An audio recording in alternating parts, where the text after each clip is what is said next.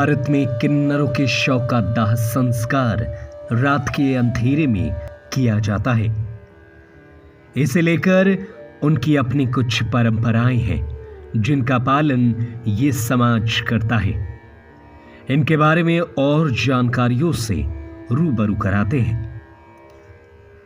घर में किसी भी शुभ काम को करने के दौरान किन्नर जरूर आते हैं। किसी भी त्योहार ही नहीं बल्कि यदि किसी के यहाँ शादी होती है या कोई शुभ काम हो या बच्चा पैदा होता है तब भी ये किन्नर वहां आ जाते हैं और अपने हिसाब से जश्न मनाते हैं और दक्षिणा की मांग भी करते हैं। बहुत से लोग उनकी मांग को पूरा कर देते हैं, वहीं कई लोग उन्हें भगा देते हैं। किन्नरों को हमारे समाज में थर्ड जेंडर का नाम दिया जाता है। किन्नरों के रहन सहन के तरीकों से लेकर अंतिम संस्कार तक सारी चीजें अलग तरीके से होती है। किन्नरों के अंतिम संस्कार के बारे में भी कम ही लोग जानते हैं।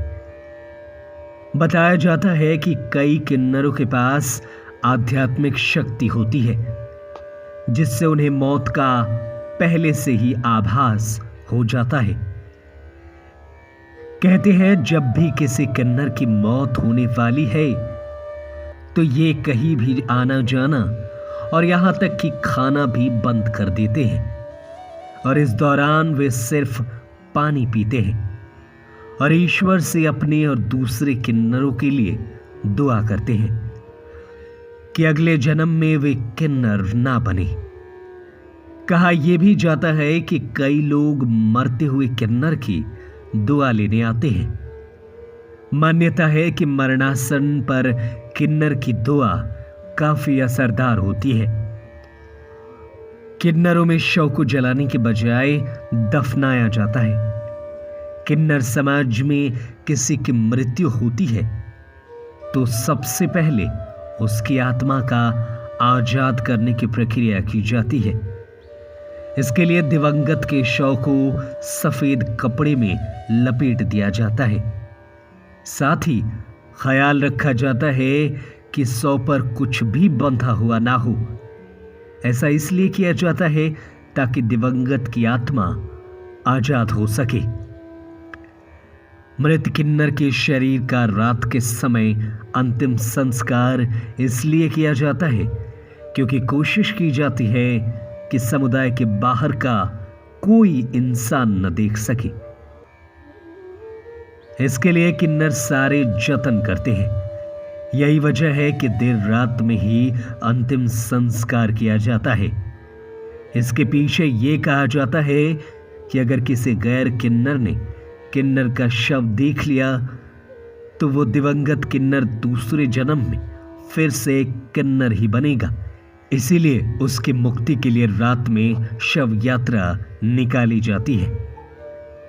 बताते हैं कि किन्नर समुदाय शव यात्रा निकालने से पहले शव को जूते चप्पलों से पीटते हैं। इसके अलावा किन्नरों की शव यात्रा कभी भी दिन के समय नहीं निकाली जाती है। यह हमेशा रात को ही निकाली जाती है। सभी किन्नर शव के पास खड़े होकर उसकी मुक्ति के लिए अपने आराध्य देव को धन्यवाद देते हैं। साथ ही प्रार्थना करते हैं कि दोबारा उसे किन्नर के रूप में जन्म न दे।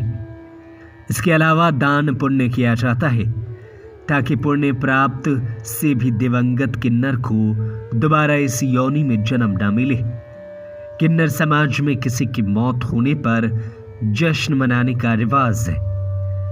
कहा जाता है कि किन्नर रूप नरक जीवन से मुक्ति मिलने के लिए किया जाता है। कहा जाता है कि अंतिम संस्कार के बाद 1 हफ्ते तक समुचित किन्नर भूखा ही रहते हैं। इस पूरे वीडियो पर क्या है आपकी राय, हमें कमेंट करके जरूर बताएं।